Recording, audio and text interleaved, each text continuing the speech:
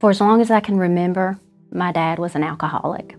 And when he drank, he became someone I didn't recognize. He was very verbally abusive, physically abusive, and he could just torture you in a way that we really didn't know if we were going to make it to see the next day. As a young child, I could forgive and forget that so easily and move on. But as the years passed, his addiction worsened, the abuse worsened, and my ability to forgive and forget worsened also.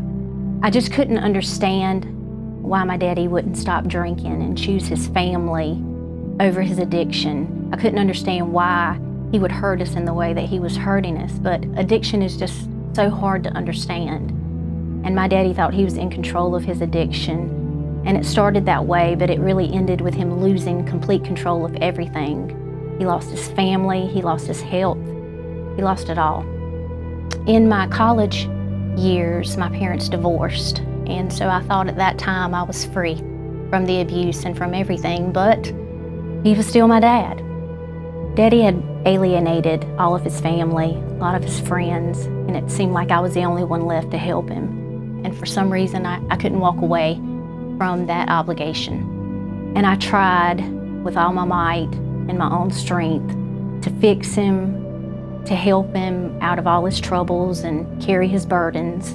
But I found myself in doing that I just became more bitter, more angry, and unable to forgive what he was doing.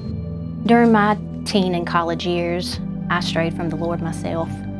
And while I remained very angry and bitter about my upbringing and my dad, and our relationship was very strained. But as I found my way back to the Lord, and was on fire for the Lord, wanting to win souls and be a servant, I found that my heart was still very hardened towards my daddy. I had a lot of unforgiveness, and I had one of the most lost souls sitting right in front of me, and that was my daddy, and I could not help him. I tried to do it all alone. It just caused the bitterness to grow, and God never wanted me to do that. And if I'm honest with myself, I didn't call on the Lord and ask for his help because I thought he had given up on my daddy because I had. But God showed me different. I had stopped praying for my dad. I was doing everything for him very reluctantly. But when I finally surrendered that whole situation to the Lord, he started lifting those burdens off of me. And I found myself in my dad's latter years able to love him again and forgive him, and my hardened heart softened. So in December of 2013, my daddy called me and he was very sick. I reluctantly went to the hospital that night, and you have to know the background. My dad was in and out of the hospital, driving, drinking and driving, car accidents, so many things, and he always walked away. And I thought this time was going to be just like the other times. And this night was different. All I can say is God truly orchestrated that entire night, from the social worker who called me to get me there, giving my dad time, because my dad was hemorrhaging, and normally a person after about 30 minutes would pass away. But the Lord gave him time. So the family was able to get there by his side, and just before I was getting ready to walk out for what would be the last time, but I didn't know it. And I felt the hands of the Lord on my shoulders, and I knew what he wanted me to do. And the easy thing would have been to walk out. But I turned around and I lunged to his ear and I pled with him to get his life right with the Lord, and he said yes. Just a few hours later, he passed away.